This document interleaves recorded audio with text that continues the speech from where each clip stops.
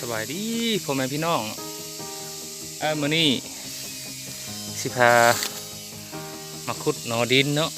หนอดินหนอสร้างยามนี้ถือว่าออกแล้วเนาะเห็นบ่มื้อนี้เป็นวันที่20เดือน4 2021อันมันออกในส่วนใหญ่มันจะเป็นอันปลาละอ่อนเนาะปลาไม่สร้างอ่อนตัวนี้ก็กำลังออกสับออกเลย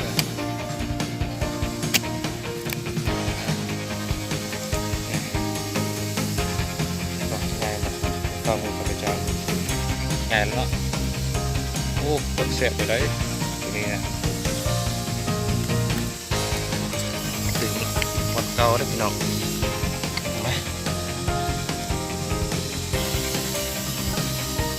เนาะสับเลย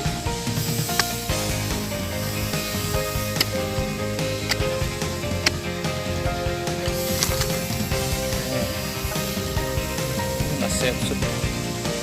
มันจะออกหวานเวลาเขาต้มเนี่ยต้มได้เดียวเนี่ยมันจะจืดหรอตัวนี้นะ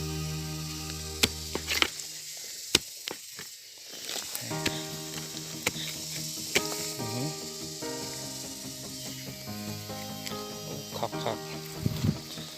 เสร็จขนาดเลย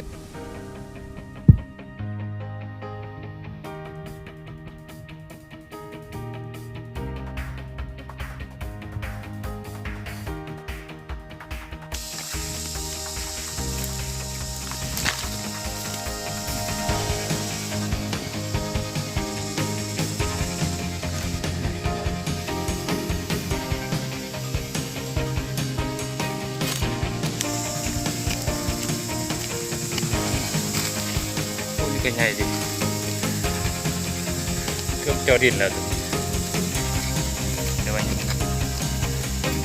จอดินมันจะเคี่ยวเดี๋ยวนี้เครื่องขนาดงาม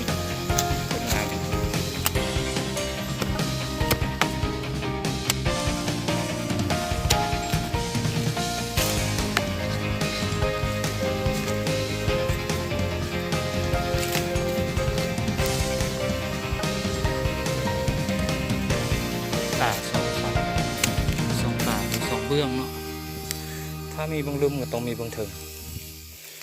หรือว่ามีเบื้องขวาก็ต้องมีเบื้องซ้ายงามมันมี2 3กับตัวหน่อยเนาะ